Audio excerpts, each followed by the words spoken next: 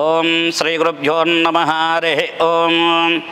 ఓం సద్యోదీక్షయంతి సత్యస్తోమం క్రీణంతి పుండరిస్రజాం ప్రజశ్చతి దశపిరవత్సతరయే సోమం క్రీణాతి దశపేజో భవతి శతం బ్రాహ్మణా పిబంతి సప్తదశగ్స్తోత్రం భవతి ప్రాకాశావద్ధరిజవే దదాతి సజముద్ఘాత్రే రుక్మకుం హోత్రే స్వం ప్రస్తోత్రపతిహత్తుభ్యాం ద్వాదశపష్టౌ హి బ్రహ్మణే వశామహి ఏత్రావరుణాయ సగుంసినే వాససినేష్టోపోతృభ్యాగుస్తూరిజవాచిత మత్స్యావాకాయ నడ్వాహామగ్నీరే భార్గవో హోతా భవతే శ్రాయంతేయం బ్రహ్మసామం భవతి వారవంతీయమగ్నిష్టోమకం సరస్వతీరపో గృహ్ణాతు.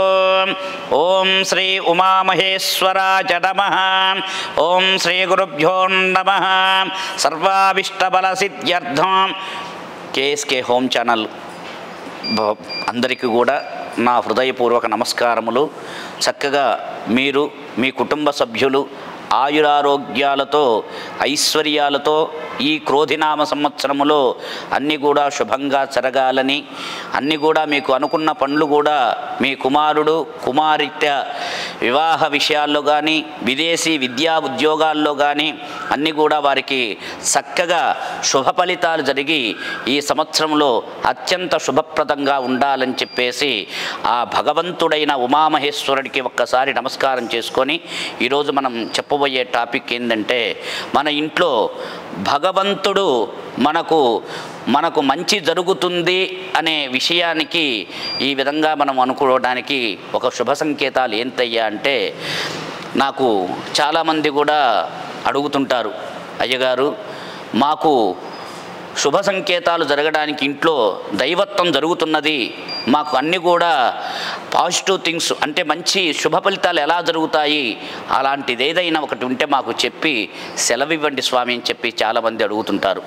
ఆ విధంగా అనేటప్పటికీ ఇంట్లో కూడా మనము ముందు చేయవలసింది ప్రాతకాలాన లేచి చక్కగా, ఇప్పుడంటే ఇల్లంతా కూడా బండలు సిమెంట్లు అన్నీ వచ్చాయి కాబట్టి జరుగుతుంది, కానీ ప్రాతకాలాన పొద్దున్నే లేచి ఇల్లంతా కూడా గోమయం అంటే ఆవు పేడతో అలికి చక్కగా రంగవల్లుల ముగ్గులు వేసేవాళ్ళు, దాన్ని ఎంతో అలంకరించేవారు. ఆ అలంకరించితే అమ్మవారు కూడా అలా తెల్లవారుజామున అమ్మవారు సంచరిస్తుంటుందట. ఆ సంచరించడం వల్ల ఏ గృహిణి ఇంటి యందు చక్కగా రంగవల్లులతో ముగ్గులు వేసి ఉంటుందో ఆ ఇంట్లోకి లక్ష్మీ ప్రవేశం అవుతుంది అని చెప్పేసి ఒక సంకేతం ఉంది. అందుకనే ఎప్పుడు కూడా మన ఇల్లు కూడా నిత్యోత్సవ పక్షోత్సవ మాసోత్సవ కళ్యాణోత్సవాదీనాం ఎప్పుడు కూడా విరాజిల్లుతుండాలి. ఇల్లంతా కూడా శుభ సంకేతాలతో మన పిల్లలు కానీ మనకు ఆయురారోగ్యాలతో సంబంధించడానికి కూడా ప్రొద్దున్నే లేచి చక్కగా దైవ సమానమైన మన ఇంట్లో ఎక్కడ దేహో దేవాలయ ప్రోత్తో జీవో దేవ సనాతన త్యజేద జ్ఞాన నిర్మాల్యం సోహం భావేన పూజయేత్. మనం చక్కగా మన దేహంలోనే ఉన్నాడు, మనకు ఒక ఇంట్లో ఒక ఈశాన్య మూలలో చక్కగా మనము నిర్మించుకున్న ఒక దేవాలయం ఉంటుంది. ఒక దేవుడు కానీ ఒక విగ్రహం కానీ ఒక పటం కానీ ఆ దేవాలయాన్ని చక్కగా శుచితో శుభ్రంగా స్నానమాచరించి ఆ ఇంట్లో ఉన్న ఆ గదినంతా కూడా శుభ్రం చేసి చక్కగా మనకు తోచినంత స్తోత్రాలతో కానీ మనకు తోచినది విధంగా స్వామివారికి చేసినట్లయితే మనము అందే చెప్పాను, దేహో దేవాలయ పురోత్త మన మనసులో ఏ విధంగా భగవంతుణ్ణి మనము అర్చిస్తామో భగవంతుడు మనకు అత్యంత శుభప్రదుడై ఉంటాడు. అందుకని పొద్దున్నే లేచి ఎవరైతే ఈ కార్యక్రమమును ఆచరిస్తారో, చాలామంది పొద్దున్నే నువ్వే చెయ్యని చెప్పి అంటున్నారు. ఎప్పుడైతే ఇంటి యజమాని లేచి ఎప్పుడైతే భగవంతుడి దగ్గర చేస్తాడో ఆ ఇంట్లో సుభిక్షంగా అష్టైశ్వర్యాలతో ఆ ఇల్లు కూడా శోభిల్లుతుంటుంది. అందుకని ఎవరైనా ప్రాతకాలాన లేచి చక్కగా, అంటే ప్రాతకాలాన అంటే 8 గంటలకు కాదు, పొద్దున్నే సూర్యుడు ఉదయించక ముందే ఎప్పుడైతే లేస్తాడో ఆ ఇల్లు కూడా ఎప్పుడు కూడా ఆరోగ్యమయమై ఉంటుంది. అలాంటి శోభితమైన ఇల్లును భగవంతుడు కూడా మనకు అన్నిటా శుభప్రదంగా ఉంటుంది. ఆ విధంగా ప్రాతకాలాన లేచి స్నాన సంధ్యానుష్ఠానం అంటే అంటే బ్రాహ్మణుడు చేస్తాడు, కానీ మిగతా వాళ్ళు కూడా భక్తితో ఏదైనా కూడా నమశివాయ అన్న కూడా భగవంతుడు మనకు ఆయన ఆనందిస్తాడట. అలా ప్రాతకాలాన లేచి ఎప్పుడైతే ఇంట్లో చేసుకుంటారో వారి దారిద్ర బాధ నుంచి విముక్తి చెందుతారని చెప్పేసి ఒక శాస్త్రం చెబుతుంది.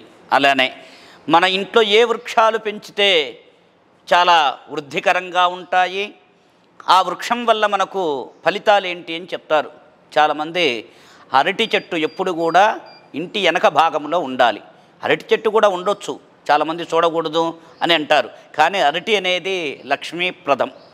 ఆ వృక్షాన్ని చేసినందువల్ల తులసి వృక్షం వచ్చేసి ఇంటికి ఆగ్నేయ దిగ్భాగంలో తులసి వృక్షం ఉన్నట్లయితే పొద్దున్నే లేచిన నింబవృక్ష దర్శనం, పొద్దున్నే మనకు వీలుంటే ఇప్పుడంటే అపార్ట్మెంట్ల కాలం అయిపోయింది, దానివల్ల మనకు ఒక తులసి వృక్షాన్ని పెంచుకోవడానికి మనకు చేతనవుతుంది. కానీ నింబవృక్షాన్ని పెంచాలంటే నింబవృక్షం అంటే వేప చెట్టు. ఆ వేప చెట్టు ఎవరు? సాక్షాత్తు లక్ష్మీదేవి అనే చెప్పబడతారు. అందుకని ఈ నింబవృక్షాన్ని పెంచినా మనకు అత్యంత శుభప్రదంగా ఉంటుంది. తులసి ఈ విధంగా తులసీ దళాన్ని పొద్దున్నే లేచి ఎవరైతే సూర్యోదయానికి ముందుగా చక్కగా అమ్మా తులసీమాత జగన్మాత మాకు సర్వ కోరికలను నెరవేర్చి మా ఇంట్లో ఏ బాధలు లేకుండా మమ్మల్ని కాపాడు తల్లి అని చెప్పేసి అమ్మవారిని రక్షించినట్లయితే ఆ అమ్మవారు మనకు ఒక శక్తిగా మన ఇంటిని కాపాడుతుంది అని చెప్పేసి ఇది ఒక పూర్వీకులు కానీ చాలా వరకు చెప్పబడింది. తులసిమాత అంటే వేదజనని. చక్కగా ఆ అమ్మను ఎంత చక్కగా చేస్తారో అంత వైభవాన్ని మనకిస్తుంది అని చెప్పేసి ఒక శాస్త్రాల్లో కానీ ఒక వేదాల్లో కానీ తులసిమాత గురించి చాలా చెప్పబడింది. అందుకని తులసిని ఎవరైతే ఇంటి ముందుగా చక్కగా చూస్తారో పొద్దున్నే ప్రాతకాలానే చేస్తారో వారికి అత్యంత శుభప్రదంగా ఉంటుంది. అలానే చక్కగా కొన్ని పుష్పాలు, చాలామంది కూడా పాలు కారే పుష్పాలను ఇంట్లో పాలు కారుతుంటాయి కొన్ని చెట్లు, అలాంటి వృక్షాలు మన ఇంట్లో ఉండకూడదు. ఒక దేవాలయంలో కానీ ఎక్కడన్నా ఉంచాలి. పాలు కారిన వృక్షాలు ఉన్నట్లయితే మనకు ధన వ్యయమవుతుంది అని చెప్పేసి కొన్ని శాస్త్రాల్లో రాసి ఉన్నారు. ఈ ధన వ్యయం వల్ల మనకున్న దారిద్ర బాధను కూడా ఇంకొక పెంపొందించబడుతుంది. అందుకని ఎవరైతే సుభిక్షంగా చక్కగా చేసుకుంటారో ఈ వృక్షాన్ని ఇంట్లో కొన్ని పారిజాతం చెట్లు ఉంటాయి, పారిజాతం చెట్టు కూడా చక్కగా ఇంట్లో ఉండొచ్చు. ఈ వృక్షాలను పెంచుకున్నందువలన చక్కగా బ్రహ్మకమలము, ఈ జామ ఇవన్నీ కూడా చాలా వృద్ధికరమైన చెట్లు అని చెప్పబడతారు. చాలామంది అంటారు రేగి చెట్టు ఉంద వల్ల దానివల్ల, ఆ రేగి వృక్షం ఉండడం వల్ల కూడా మనకు యోగం. బదరీనారాయణుడు అంటాడు, ఎవరో కాదు విష్ణుమూర్తే ఆ రేగి వృక్షంలో ఉంటాడని ఒక పేరు. బదరీ ఫలము అంటే రేగి పండు అని అర్థం. ఆ వృక్షాన్ని పెంచుకున్నందువల్ల, కానీ రేగి వృక్షం పెంచాలంటే మనకు చాలా ఇబ్బందులు ఉంటాయి, దాని కంప ఉంటుంది, దాని ముళ్ళు ఉంటాయి, తాను ఇబ్బంది పడుతుంటుంది. అందుకని అలాంటి వృక్షం పెరిగినందువలన అది ఎంత పెంపొందిస్తుందో ఆ గృహం కూడా అంత వైభవాతీతంగా ఉంటుందని చెప్పేసి చెప్పబడుతుంది. మనకు ఇంట్లో మనకు ఏదన్నా మంచి జరగడానికి చెప్పడానికి నల్లజీమలు ప్రవేశిస్తుంటాయి. ఆ నల్లజీమలు ప్రవేశించినందువల్ల మన ఇంట్లో ధనము చేకూరుతుంది, మంచి జరుగుతుంది అని చెప్పేసి ఒక శుభ సూచికం మనకు ఏర్పడుతుంది. అలానే అరిచేతులు అరికాళ్ళు చాలా దురదగా ఉండేటప్పుడు ధనం మనకు ప్రాప్తిస్తుంది అని చెప్పేసి ఒక సంకేతం కలుగుతుంది. అందుకని పొద్దున్నే గోవు దర్శనం చేసుకున్నా, గోవును సంరక్షించిన, గోవుకు మనం కావలసినంత దానా పెట్టినా అత్యంత శుభప్రదంగా ఉంటుందని చెప్పేసి చెప్పబడుతుంది. అందుకే దారిద్ర్యం లేకుండా ఎవరైతే నిత్యము భగవంతుణ్ణి ధ్యానం చేసుకుంటారో వారికి అత్యంత శుభప్రదంగా ఉంటుంది. అయ్యా ఈరోజు నా గ్రహం బాగలేదు అని ఇంట్లో కూర్చోకూడదు. మనం ఎప్పుడు కూడా భగవంతుడా నివ్వే సర్వదా రక్ష అని చెప్పి ఎవరైతే ముందుకు వెళ్తారో వారికి అత్యంత శుభప్రదంగా ఉంటుందని చెప్పేసి మనకు భగవంతుడు శుభ సంకేతాలు చేకూర్చినప్పుడు ఇలాంటి జరుగుతాయని చెప్పేసి ప్రశ్నాశాస్త్రంలో చెప్పబడింది. హరి ఓం స్వస్తి. కేఎస్కే హోమ్ ఛానల్ ప్రేక్షకులకు నమస్కారాలు. ఇప్పుడు నేను చెప్పినందువల్ల మీరందరూ కూడా ఆచరణ చేసినందువల్ల మీకు అత్యంత శుభప్రదంగా ఉంటుంది. మీకు ఒక ఇంట్లో ఏదన్నా ధర్మ సందేహాలు వస్తుంటాయి. చాలామంది కొబ్బరికాయ కొట్టాము కుళ్ళిపోయింది ఇదేంటి అని చెప్పేసి చాలామంది, లేకపోతే ఈ కొబ్బరికాయ కొట్టిన వల్ల మన గృహంలో ఏదన్నా ఆపద కలుగుతుందా అన్న సమస్యలు మనకు వస్తుంటాయి.